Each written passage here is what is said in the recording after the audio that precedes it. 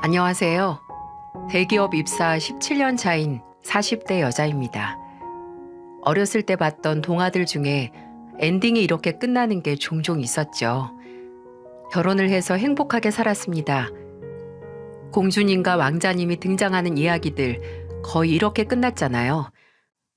근데 나이가 들어 저도 공주님과 왕자님이 해서 행복해졌다는 결혼도 하고 보니 그 동화라는 게 참 다른 의미로 아이들에게 유해하다 싶은 생각이 들더라고요. 결혼이 당연히 행복한 결말이라는 왜곡된 인식을 자연스럽게 안착시켜주는 역할을 할 수 있으니까요. 물론 순진하게 동화 이야기를 현실에서 그대로 기대하는 건 아니지만 그래도 어렸을 때부터 어떤 결혼은 행복은 고사하고 평범한 인생도 아니면 모멸감이 드는 나락의 입구가 될 수 있다는 걸 배웠으면 지금의 내 인생이 달라질 수 있을까라는 이런 상상을 간혹 하곤 합니다. 동화 속 주인공이 숲속 오두막에서 온갖 동물 친구들과 함께 생활하는 것처럼 저희 집도 제가 어려서부터 동물이 없었던 적이 없었어요. 강아지, 고양이, 앵무새, 토끼, 집안 식구로 웬만한 동물들은 다 들여봤죠. 가족들 모두 동물을 워낙 좋아하기도 하지만 무엇보다 그 동물들은 저희 아버지의 친구들이었거든요. 아버지께서는 제가 유치원생일 때 사고로 왼쪽 다리에 마비가 오셔서 일을 그만두시고 집에서 살림을 시작하셨고 어머니께서 가장이 돼서 일을 하셨는데 아무래도 오전 오후 내내 저나 동생은 학교에 가고 학원에 가고 어머니도 직장에 나가시니까 아버지 혼자 집에서 얼마나 적적하셨겠어요. 처음에는 동물을 집에 들이는 걸 환영하지 않던 아버지께서도 실내 생활이 지속되면서 우울해하시던 아버지를 위해 어머니가 데려온 강아지와 함께 시간을 보내시면서 점점 활기를 되찾기 시작하셨죠. 어려서부터 늘 동물과 함께 생활해서인가 유상한 고정관념이 생겼는데 그건 바로 동물을 사랑하고 잘 아껴주는 사람 중에는 나쁜 사람이 없다라는 생각이었어요. 왜 간디가 한 나라의 위대함과 도덕적 진보는 그 나라에서 동물이 받는 대우로 가능할 수 있다라고 했다잖아요. 가장 약하고 말도 못하는 짐승을 대하는 태도를 보면 그 나라 국민들의 수준이 보인다는 거죠. 어렸을 때 자란 환경이 이렇게 중요합니다. 이 생각이 얼마나 뿌리 깊게 내렸으면 나중에 이렇다 저렇다 하는 상대 다 마다하고 동물을 치료하는 수의사와 만났을까요? 회사를 입사하고 제일 처음 친해진 사수님이 있었는데 사수님이었지만 저와 나이 차이도 얼마 안 나고 사람이 워낙 성격이 좋아서 언니 동생 하면서 잘 지냈었어요. 소문난 마당발이기도 해서 저한테 아는 남자들이 직업별, 성격별, 얼굴 타입별로 좌르르 있으니까 늘 누구 만나고 싶으면 이 언니한테 받으라고 했었거든요. 평소에는 그냥 웃어넘기곤 했는데 어느 날 이 언니가 제게 수의사를 소개시켜 준다는 거예요. 얼굴도 키도 머리도 다 평균 이상이고 수더분하니 성격도 좋아서 괜찮다고 특히나 집안도 형편이 넉넉해서 30 초반 이른 나이에 일찍 개인 동물병원 개업해서 자리 잡았다고 말이죠. 처음에는 스펙이 좀 부담스러울 정도로 빵빵해서 덥석 그 제안을 받아들이지 못했지만 그래도 만나나 보자 하는 생각에 나를 잡아 얼굴을 보게 됐어요. 그 언니의 말대로 외모도 키도 목소리도 다 좋긴 했는데 무엇보다 저는 처음 만난 날 나눈 대화가 아직도 생각이 나네요. 자연스럽게 그 사람 병원 얘기에 대해 말하다가 제가 동물을 좋아하고 늘 집에는 동물이 있었을 정도였다고 하니까 그 사람이 뭐라고 했는 줄 아시나요? 아, 그럼 미정 씨 가족분들 모두 고생하셨겠네요. 그렇긴 하죠. 동물을 키운다는 게 쉬운 건 아니니까요. 그렇기도 한데 키웠던 동물이 많은 만큼 많은 이별을 하신 거잖아요. 이 말을 듣는데 머리가 띵 하더라고요. 늘 집에 동물이 많았다는 얘기를 남들에게 하면 100이면 100 키우기 힘들었겠다. 가족들이 다 동물을 좋아하나 보다. 이런 얘기만 들었었거든요. 동물을 키우는 사람들에게도 마찬가지였고요. 근데 정말 가족으로 스쳐 지나간 동물이 많을수록 그만큼 고통스러운 이별도 가슴 한구석에 묻어놓는 그 아이들의 무덤도 늘어가는 게 사실입니다. 이 사실을 먼저 알아주고 진심으로 고생했겠다. 그렇게 말해주는 그 사람을 보고 아, 이 사람은 뭔가 다르구나 했습니다. 첫 만남에서부터 제 마음이 기울기 시작한 거죠.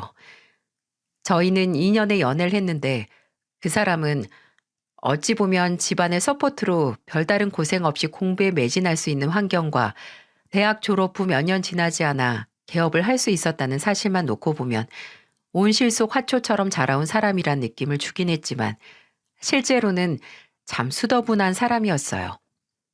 모르는 사람이 보면 개천에서 용나서 힘들게 그 자리까지 올라온 수재의 느낌이랄까요? 정석 엘리트라기보다는 이웃집 친근한 동물병원 원장님 느낌이 나서 오히려 그게 더 매력적이었죠. 저희가 진지하게 만나게 되면서 결혼 이야기가 오고 가기 시작했는데 남자는 제 부모님을 만났을 때 그날 바로 저희 아버지가 타신 휠체어를 제게 넘겨받아서 자연스럽게 몰 정도로 친화력이 좋기도 했고요. 그런 사람과 만나면서 인간적이고 평범한 연애만 하던 제가 결혼을 앞두고 10손가락 중 빈틈이 없을 정도로 휘황찬란한 반지에 저도 발목이 시큰거려서 못 신는 높은 하이힐, 1,000만 원은 우습게 호가하는 시계와 돈이 있어도 잘 살 수 없다는 명품 가방을 맨 시어머니를 만났을 때 얼마나 위화감을 느꼈겠어요. 그 사람에게 프로포즈를 받고 처음 시부모님을 만나 뵙는 날, 사업을 하는 시아버지와 친정에 재산이 많다던 시어머니가 있는 시댁이 경제적으로 여유롭다는 건 얼핏 알고는 있었습니다. 근데 이름난 호텔 레스토랑에서 돈칠한 냄새가 팍팍 나는 시부모님을 마주했을 때 압박감을 느낄 수밖에 없었죠. 아, 어쩌면 정말 드라마처럼 아무리 잘난 대기업 다니는 상대라고 해도 우리 아들은 못 줘. 라는 일을 겪을 수 있겠다는 상상이 제 머릿속을 빠르게 스쳐 지나갔죠. 근데 그런 상상이 허무할 정도로 그날은 별다른 일이 일어나지도 않았어요. 정말 식사만 하고 소소한 대화만 나눴거든요. 그래도 며느리 되겠다고 온 사람인데 이것저것 물어보신 것 없이 그냥 남동생이 경찰이라면서요? 부모님이 든든하시겠네. 라는 말처럼 결혼 얘기와는 크게 연관이 없는 그런 일상 대화만 했었어요. 식사 내내 뭔가 관찰당하고 있다는 느낌이 오는 시어머니 눈빛에 몸이 살짝 저리긴 했지만요. 그날 집에 와서 제 생각과는 반대로 오히려 경제적으로 여유가 있으니 심적으로도 여유가 있어서 어떤 조건이든 아들이 좋다는 상대라면 범법자만 빼고는 다 오케이인 건가 싶었는데 아니 오히려 황금으로 찬 단지가 많을수록 그중 텅 빈 단지 하나가 눈에 확 띄어서 그 단지를 채우기 위해 독이 오를 대로 오르는 법인가 보더라고요. 호텔 레스토랑에서 만남은 맛보기였습니다. 그날이 있고 며칠 후 그 사람이 부모님이 네가 마음에 드는지 한 번 더 보자고 이번엔 집으로 초대하신다더라 라고 하는 게 아니겠어요? 이때 얼핏 어쩌면 그날 호텔 레스토랑에서의 식사가 1차 테스트였나 보다 싶은 생각이 들었는데 초대를 받고 간 시댁에서 시어머니에게 이 얘기를 들었을 때 아, 이번이 2차 테스트구나 했죠. 내가 미정양한테 결혼해서 가족으로서 내 며느리로서 부탁할 건 딱 한 가지예요. 나 이래봬도 꽉 막히고 경우 없는 여탈 시어머니 아니야. 그냥 딱 한 가지. 우리 준호가 우리 집안 3대 독자인 건 들었죠? 나도 이 사람도 정말 힘 닿는 대로 자식 낳고 길러서 복작복작 행복하게 사는 게 꿈이었는데 내가 원체 몸이 약해서 그 꿈을 못 이뤘어. 강씨 집안 좋은 유전자, 좋은 피를 더 못 퍼뜨린 게 내 천추의 한이에요. 준호도 외동으로 외롭게 자랐고 그러니까 미정양 내 아들이랑 결혼하면 최소한 나한테 손주 3명은 안겨줬으면 해요. 그렇게 해줄 수 있겠어요? 왜 그때는 이 말이 심각하게 와닿지 않았을까요? 33, 적지도 않은 나이였던 제가 아니랬죠. 웃으면서 하는 이 말이 그저 여느 부모님들처럼 얼른 손주를 보고 싶고 수많은 가족들 틈에서 노후를 보내고 싶은 마음이겠거니 했습니다. 저 또한 결혼해서 띵크족으로 살 것도 아니었고 상황이 허락한다면 둘은 생각하고 있었거든요. 그래서 덩달아 웃으면서 저는 아이 낳으면 인구 부족으로 시끄러운 나라 애국도 하고 어머님 소원도 들어드릴 수 있겠네요. 라고 말했습니다. 결혼할 때 시댁에서 신혼집도 좋은 아파트로 마련해 주시고 저희 부모님은 혼수를 꽉꽉 채워주시고 이제 나도 동화 속 주인공처럼은 아니지만 결혼으로 인해 조금이라도 더 행복한 인생에 다가서는구나. 내 인생이 조금 더 완성해 가는구나 했는데 제 결혼은 목표 지점을 향해 가는 게 아니고 오히려 경로를 이탈한 사고와도 같았다는 생각이 이젠 드네요.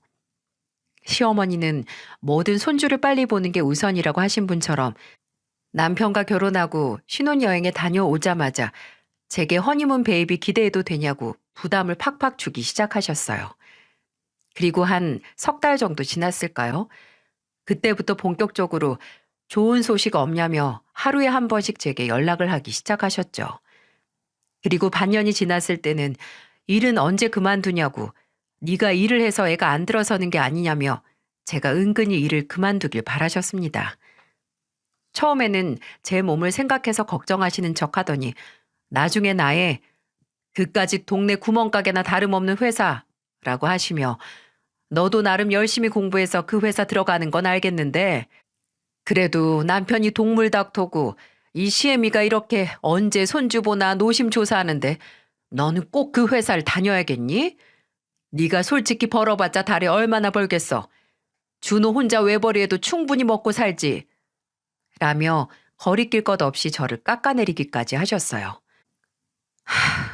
잘난 수의사 아들의 집안 형편도 넉넉하니 대기업 다니면서 푼돈 버는 며느리 우습다 싶었던 거겠죠. 근데 제가 고작 결혼하고 나서 애 낳겠다는 이유로 그만두려고 몇백 대 일을 뚫고 입사를 한 건 아니거든요. 그래서 오히려 코웃음 치면서 말했습니다. 어머님, 저한테 SS 낳았으면 좋겠다고 하셨잖아요. 근데 요새 애 하나 낳아서 대학 졸업할 때까지 평균적으로 얼마나 드는지 아세요? 애가 셋이면 3배로 들 텐데 그 돈 어머님 아들이 동물들 상대해 가면서 버는 돈으론 역부족이에요. 저도 힘 닿는 곳까진 벌어야죠. 애들을 대충 키울 것도 아니고 그래도 어떻게든 최선을 다해 키우고 싶은데 그렇다고 평생 저희 애들 어머님 아버님께서 책임져 주실 것도 아니잖아요. 그쵸? 이렇게 말해도 앞에서만 입을 꾹 다무셨지 뒤돌면 또 까먹고 제게 임신 문제로 말이 참 많으셨습니다. 결혼하고 7년 동안은 종종 내가 며느리인지 애 낳으러 들어온 기계인지 모르게 시어머니는 제 몸에 있는 버튼을 하나 꾹 누르면 아이가 쑥 나온다는 걸 기대한 사람처럼 수없이 버튼을 누르고 왜 안 나오냐 돈 먹은 자판기 차듯 압박을 하셨죠. 정말 그 7년 동안 아직도 등골이 오싹해지고 입맛이 뚝 떨어지는 일화가 하나 있는데요. 제가 결혼하고 4년 정도 지났을 때 그해 제가 여름을 좀 심하게 탔었어요. 회사 같은 팀에 그만둔 직원만 2명이라서 그 자리 채우느라 고생도 좀 했고요. 그래서 살도 2주 사이에 5kg 정도 빠지고 좀 병든 닭처럼 시름시름 거렸는데 시어머니는 이게 단순히 과로나 더위를 먹은 게 아니라 다른 징조가 아닌지 의심하셨나 봅니다. 그때는 시어머니의 닭달에 부모님 말이면 껌뻑 죽던 남편도 좀 기다려달라 눈치 주지 마시라고 단호하게 말을 해서 대놓고 제게 말은 못하셨지만 은밀하고 소름 돋는 방법으로 저를 감시하고 계셨어요.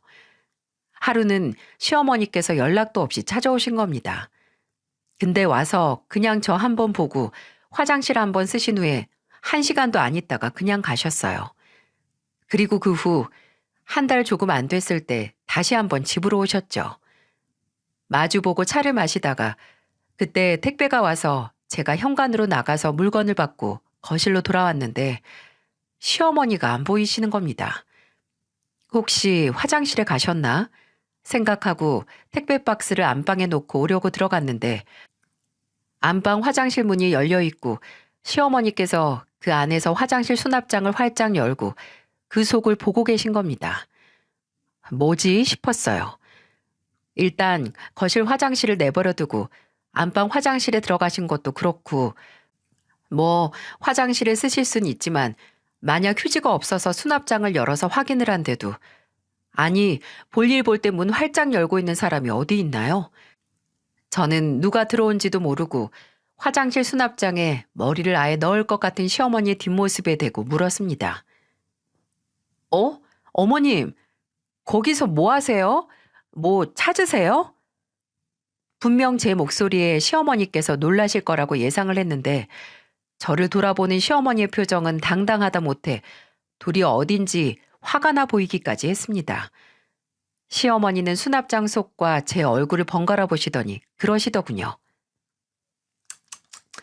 난 또 몇 주 내내 병든 닭 마냥 매가리가 없어서 혹시나 했는데 저번보다 패드 양이 줄었구나.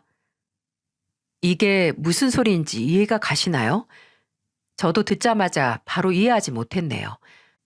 시어머니가 유심하게 들여다본 수납장 속 생리대와 저번이라는 게 약 한 달 전 시어머니가 연락도 없이 방문한 날짜라는 걸 가만히 생각해 보니 그 말뜻을 알아듣고 경악할 수밖에 없었죠. 그때쯤 제 컨디션을 보고 혹시나 임신은 아닐까 했는데 얼마 전 임신 닭달 문제로 아들한테 한 소리 들은 게 있어서 까놓고 물어보지도 못하셨던 거예요. 조용히 은밀하게 제 임신 사실을 알아내기 위해 한 달 전 저희 집에 와서 저희 집 화장실 수납장 속에 있던 생리대 개수를 확인하고 가셨고 이제 와서 그 수가 줄었나 확인하신 겁니다. 안 줄었으면 임신일 확률이 높아지고 줄었으면 아니니까 그걸 보고 판단하시려고 한 거예요. 이게 믿어지시나요? 아니, 주변의 며느리 임신인지 아닌지 확인하려고 화장실에 있는 생리대 개수를 확인하는 시어머니가 있다는 얘기 들어보셨나요? 이런 짓까지 하실 거면 차라리 까놓고 물어보는 게 나을 텐데. 그저 무슨 방법으로든 제 임신 사실을 확인만 하면 장땡이란 태도가 도무지 이해가 안 가더라고요. 제가 그 자리에서 뻥쪄 있다가 어머님, 차라리 저한테 그냥 물어보세요. 뭐 그런 것까지 확인을 하세요? 라고 하니까 왜?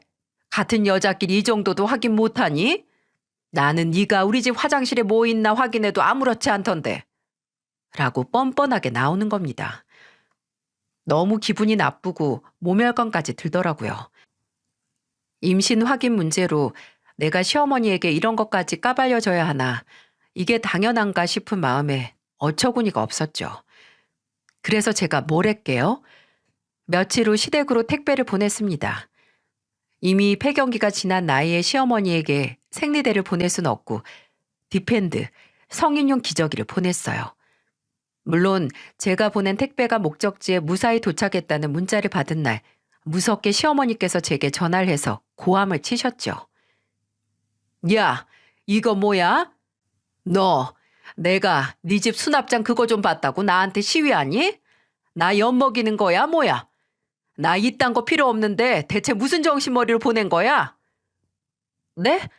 아니요. 그럴 리가요, 어머님. 기분 나쁘셨어요? 저는 도무지 우리 어머님께서 임신 그거 여부 판단하느라 그런 짓까지 하셨을 거라 생각이 안 들었어요.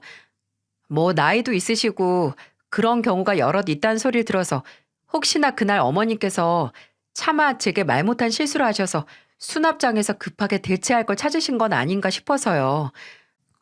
정말 순전히 어머님 걱정하는 마음에 혹시나 필요하지 않으실까 해서 보낸 거예요. 어머님, 기분 나쁘게 해드렸다면 정말 죄송해요.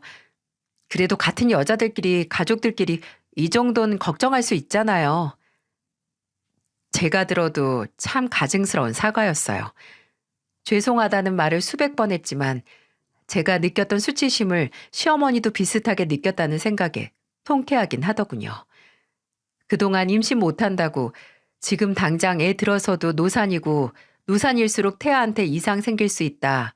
없던 불안감까지 키우고 이럴 거면 차라리 너한테 결혼하면 일 그만둔다는 각서 받아둘 걸 그랬다고 천추의 한이라고 눈치를 주고 이래서 조금이라도 더 어린 여자가 시집 와야 한다고 수도 없이 저를 깎아내렸던 시어머니에게 쌓인 것도 있어서 그때는 저도 좀 세게 나갔네요.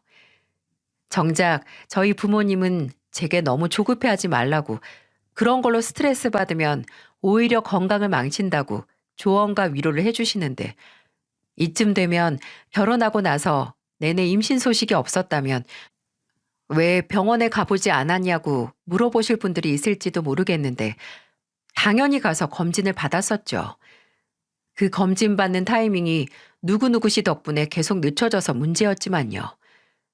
저는 결혼하고 2년 차까지 도무지 임신 소식이 들려오지 않자 남편에게 병원에서 검진을 받아보자고 제안을 했었어요. 물론 시어머니가 옆에서 절 조급하게 만든 것도 있지만 저도 아이를 갖고 싶었고, 또 정작 힘들게 낳는 사람은 저인데 조금이라도 몸에 부담 덜 가게 저도 한 살이라도 더 젊을 때 낳고 싶었으니까요. 근데 검사를 받자던 제 말에 남편이 뭐라고 했는지 아세요? 아, 됐어. 창피하게. 그런 검사를 어떻게 받아? 당신이 괜히 흘려들어도 되는 우리 엄마 말 다 주워들어서 조급하고 불안한 거야. 생길 때 되면 어련히 생길까? 참으로 속 편한 소리 하십니다. 정말 남 얘기처럼 말하죠?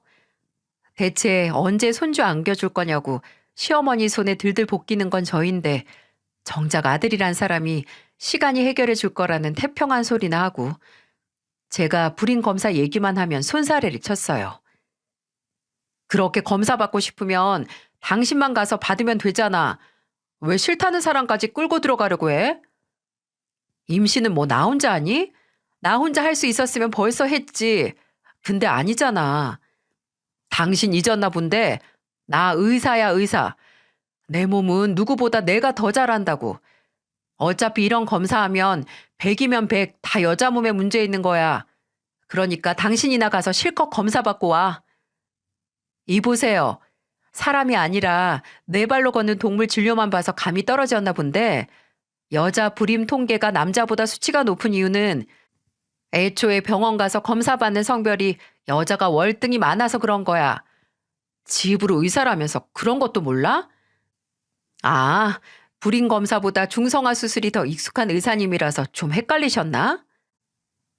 지금 당신 나이에 불임 조짐이 있어도 그거 부끄러운 거 아니라고. 얼른 부모님께 손주 보여드리고 싶지 않냐고.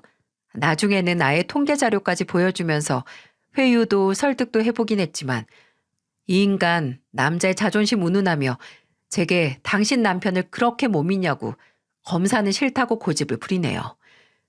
제가 그럼 이제부터 감기가 걸리고 독감이 걸리고 식중독이 걸려도 사나이 자존심 운운하면서 병원 갈 생각하지 말라고 하니까 그건 또 다른 얘기라네요. 이 말도 안 되는 논리와 고집을 저 혼자서는 해결할 수 없을 것 같아 저보다도 더 제 임신을 기원하는 지원군에게 말을 해봤습니다. 당연히 시어머니였죠. 근데 제게는 무슨 애를 빚진 사람 마냥 굴던 사람이 남편이 검진을 안 받는다고 고집을 부린다고 하니 뭐라 하셨을까요? 남자는 원래 그런답니다. 그럴수록 제가 살살 달래서 병원까지 끌고 가야 한다고요.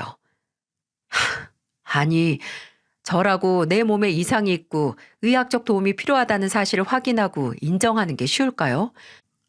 저도 무섭고 저도 떨렸어요. 근데 훗날 내 자식, 내 피와 살로 만들어진 내 자식을 만나기 위해서라면 뭐가 진짜 자존심이냐고요. 이때부터 슬슬 저도 임신 준비에 마음이 뜨기 시작했습니다. 아니, 이렇게 갈등을 빚으면서 임신을 한다 한들, 임신을 하는 과정에서 틀어진 부부 사이에서 힘들게 태어난 아이가 과연 행복할까 싶은 생각에 그맘때쯤부터 부쩍 생각이 늘었던 것 같아요.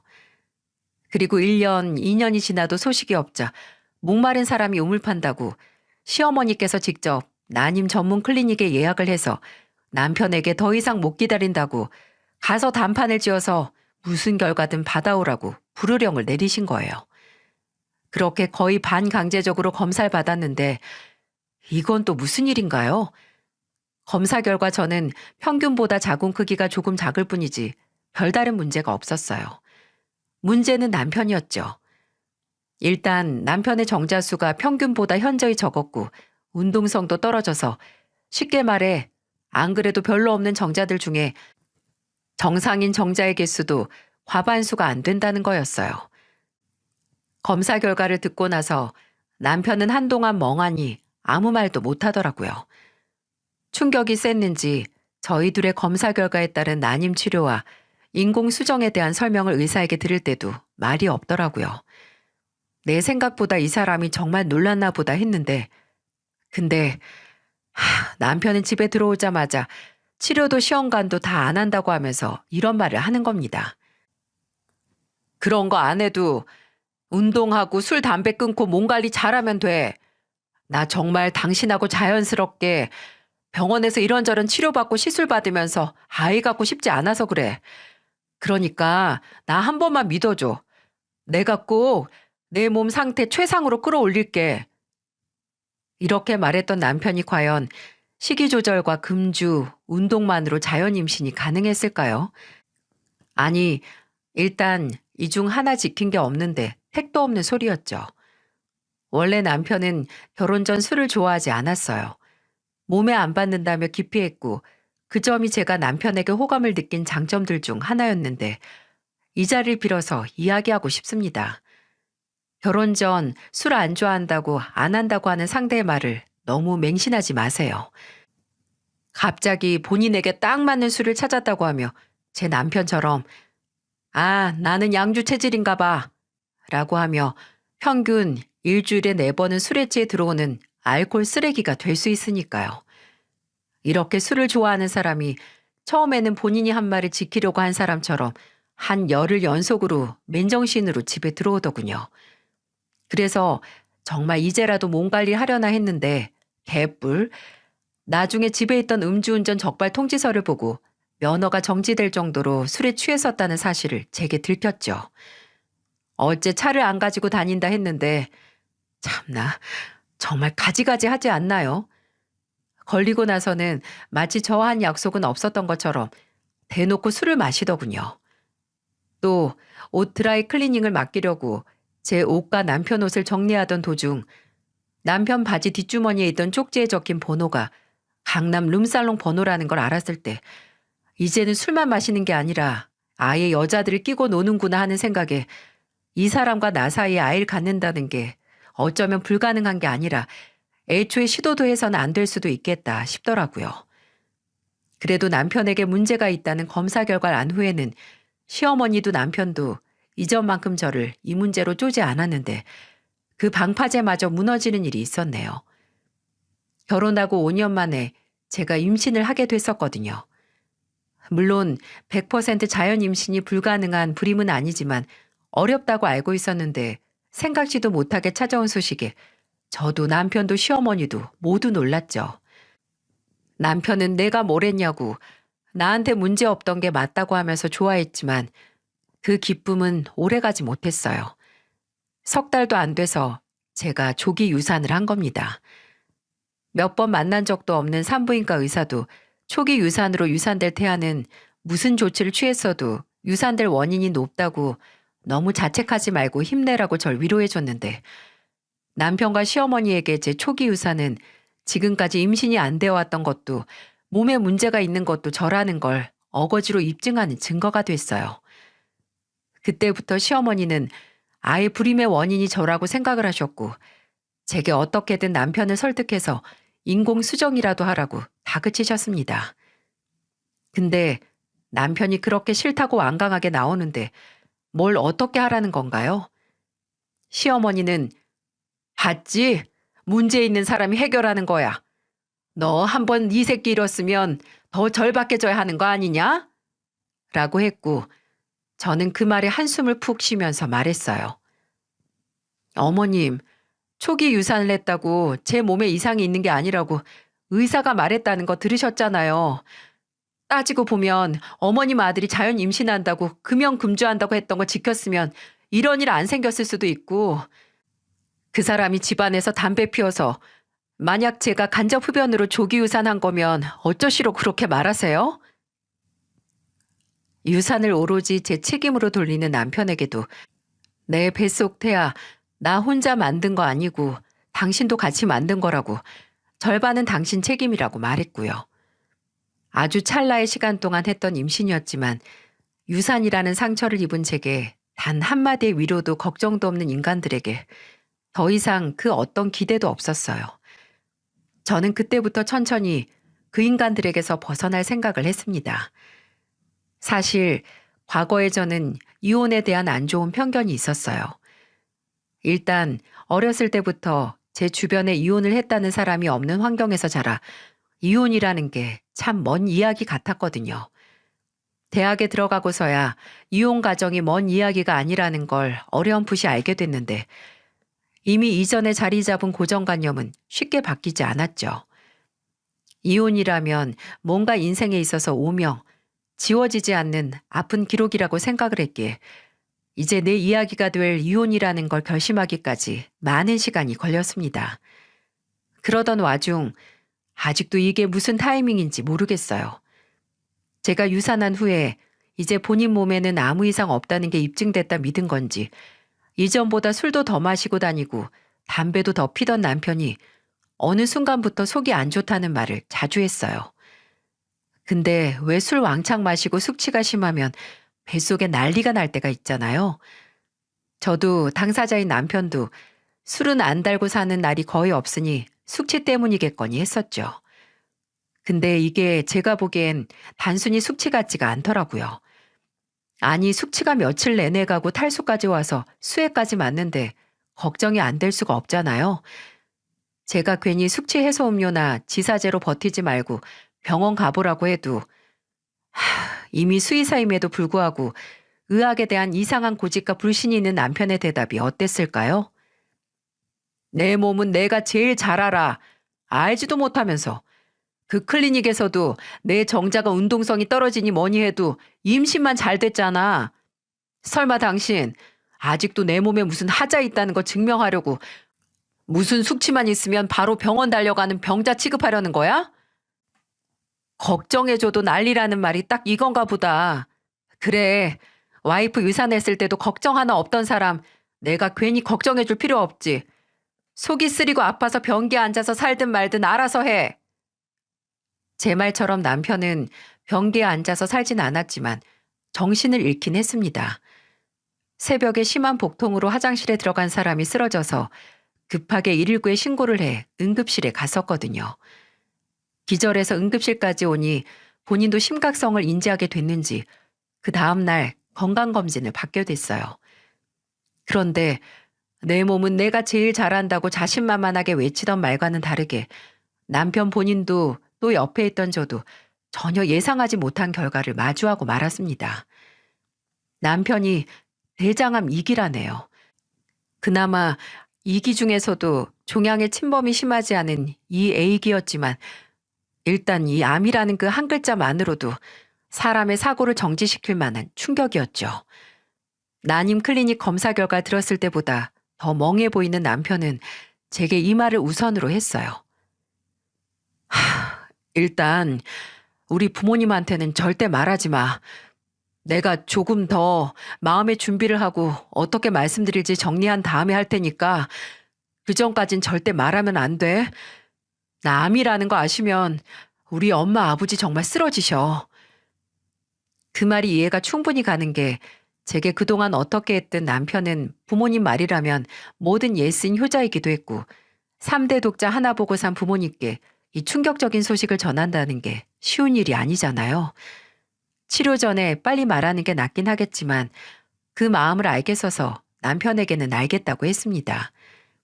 남편은 남편대로 부모님께 어떻게 말을 할지 정리를 했고 저도 이혼을 생각하던 와중 남편이 암이라는 걸 알게 됐으니 어떻게 해야 할지 다시 정리를 하기 시작했어요.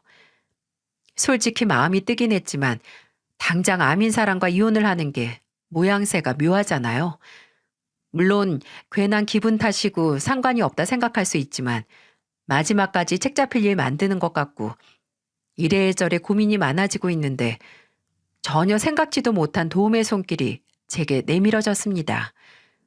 남편이 대장암 판정을 받고 한 달이 채 지나기도 전에 시어머니께서 저를 호출하셨어요. 평소에는 그냥 전화로 문자로 용건만 말씀하시는 분이 만나서 할 이야기가 있다고 괜찮으면 시간 좀 내달라고 제가 편한 시간과 장소를 말하라는 겁니다. 시작부터 느낌이 좀 이상했죠. 아니나 다를까 시어머니께서 만남 전부터 마치 제 편의를 봐주는 척 행동했던 건 다 이유가 있었어요. 약속한 한적한 카페에서 시어머니를 만나 자리에 앉자마자 시어머니는 제게 이렇게 말씀하셨어요. 미정이가 우리 가족 되고 이제 7년이 좀 넘었나? 기억나니? 내가 너희 결혼 전 너한테 꼭 부탁했던 거 하나 있었지? 어떻게 있겠어요. 그때뿐만이 아니라 7년 내내 잊을 수가 없게 하셨잖아요. 며느리보다는 점점 애 만드는 기계처럼 저 사람 취급도 안 하셨죠. 오버하지 마라. 내가 얼마나 절박하면 그랬겠니? 그러는 넌 네가 7년 동안 그 약속을 잘 이행한 것 같니? 이행을 하고 싶어도 어머님 아들 정자에 문제가 있어서 계획이 틀어졌죠. 저도 어머님도. 아직까지 준호 탓하냐? 아니, 진짜 준호 몸에 문제가 있는 거면 왜 그땐 임신이 됐었겠니? 그리고 진실로 누구한테 문제가 있어서 임신하고 나서 유산이 됐겠어? 의사 선생님도 말씀하셨지만 제 몸 상태 때문에 유산이 된 게 아니라 초기 유산은 이미 착상부터가 불안정해서 아유, 됐어. 지금 너하고 뭐 의료적인 얘기 따지자고 부른 게 아니니까 그냥 내가 까놓고 얘기하마. 나 이대로 우리 강씨 집안 핏줄 포기 못한다. 네가 아니라면 다른 며느리를 들여서라도 손주 내 품에 안아야겠어. 어머님, 그럼 지금 그 소리는 설마...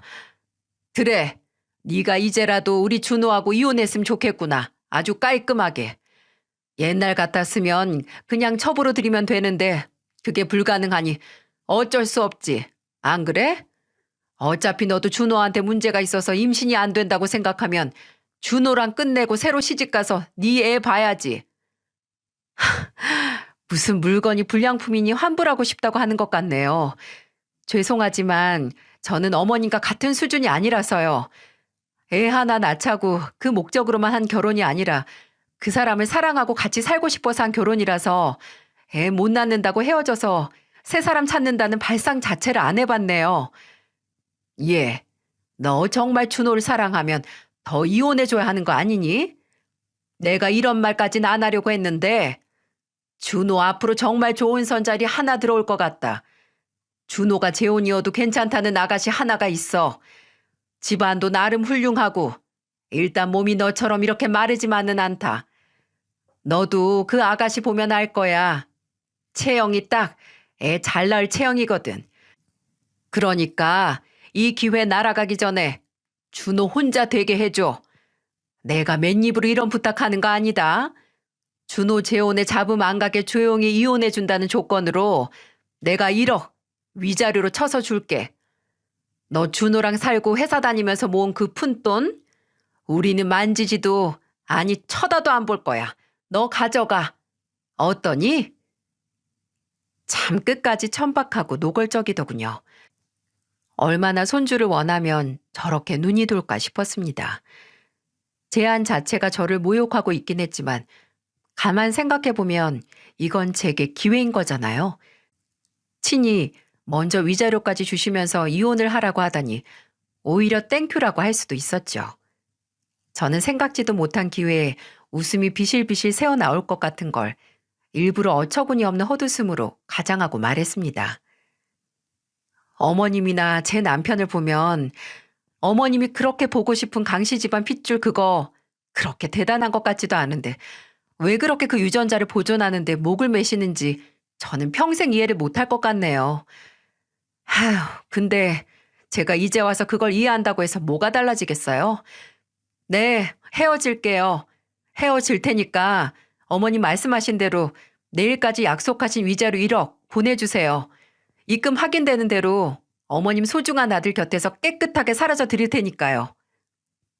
시어머니는 몇 번씩이나 제 말이 진심인지 물었고 걱정 말라고 돈 꼭 보내겠다고 하셨어요. 그리고 정말 다음 날 제 통장 잔고에 1억이라는 금액이 찍힌 입금 내역을 확인할 수 있었고요.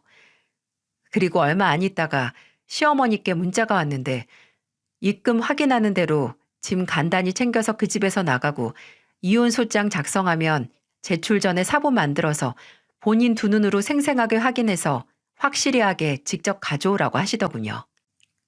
알겠다고 하고 저는 그날 퇴근하자마자 이민 가방 하나를 사서 집으로 가서 짐을 챙겼습니다.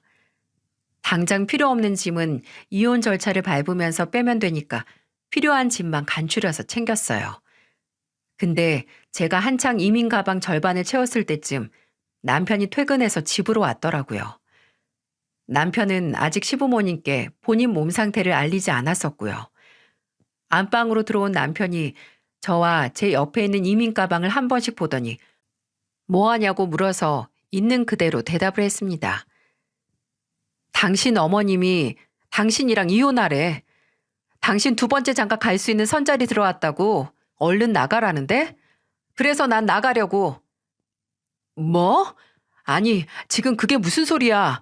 이혼은 뭐고 선은 또 뭔데? 자세한 건 당신 어머니한테 들어. 아마 재혼할 여자 사진도 보여주시고 자세히 설명해 주실 테니까. 내가 수요일까지는 바빠서 빨리 이혼 변호사 알아본 다음에 소장 보내줄게. 당신은 이혼해서 그 여자랑 재혼하고 당신 어머니가 그렇게 원하던 자식들 낳아드리면 되는 거야. 아니, 그게 지금 말이 되는 소리야? 당신, 지금 내가 어떤 상태인지 알잖아. 알아. 누구보다 잘 알지. 그래도 한 지붕 아래서 같이 살았는데 나도 일말의 정이 있어서 당신 떠나는 거 최대한 미루려고 했는데 당신 어머니가 도저히 도와주시질 않네. 그래도 걱정 마. 당신 이혼 경력도 아무 상관도 없다고 하니까 운 좋으면 병수발도 기꺼이 들어주지 않을까? 나는 이미 애 낳는 기계 취급받느라 지쳐서 그 짓은 못하니까 두 번째 장가 가서 한번 새 출발해봐.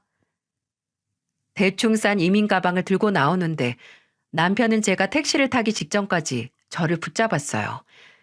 계속 다시 얘기 좀 하자고 기다려보라고 했지만 저는 잡히지 않았습니다. 그날 바로 친정에 갈 수는 없어서 일주일 정도 회사 근처 비즈니스 호텔에서 지냈는데 아니 이 인간이 어떻게 한 건지 일주일이 넘어 8일이 되는 날 저를 찾아와서 다시 붙잡으려고 했어요. 어떻게 암까지 걸린 본인이 새 출발이냐고. 제발 나 좀 버리지 말라고. 당장 본인 건강 아는 사람 저밖에 없다고 도와달라는 겁니다. 당연히 전 코웃음을 치고 무시했고요.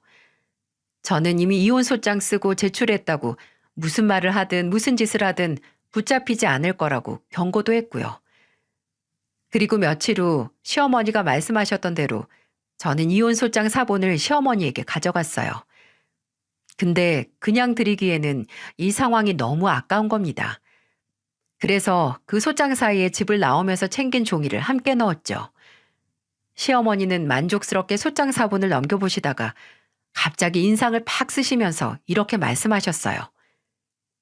이게 뭐니? 이거 뭐 잘못 들어간 것 같은데 진단서? 맞아요. 제가 시어머니가 요청한 이혼 소장 사본 사이에 슬쩍 끼워 넣은 건 바로 남편의 대장암 진단서였어요. 저는 머리통 속에서 지진이라도 난 듯 눈동자가 여기저기로 흔들리며 진단서를 훑는 시어머니에게 어머, 그게 거기 있었어요? 아, 남편, 아니 준호 씨가 먼저 절대 말하지 말라고 했는데 라고 태연하게 말했고 시어머니는 아이고 내 새끼, 내 아들, 이게 무슨 일이야? 라고 부들부들 떨더니 벌떡 일어나 먼저 자리를 떴습니다. 아들이 새 출발을 할 수 있다는 희망도 이제는 손주를 볼 수 있다는 희망도 눈앞에서 산산조각이 난 기분이겠죠. 근데 그 산산조각 난 희망을 어떻게 해서든 이어붙여서 살리고 싶으셨나 봐요. 이 일이 있고 5일 뒤에 시어머니께서 제 회사에 찾아오셨습니다. 이전과는 판이하게 다른 태도로 저를 미정아 라고 부르시더니 이렇게 말씀하시는 거예요. 이제 정말 너밖에 없다.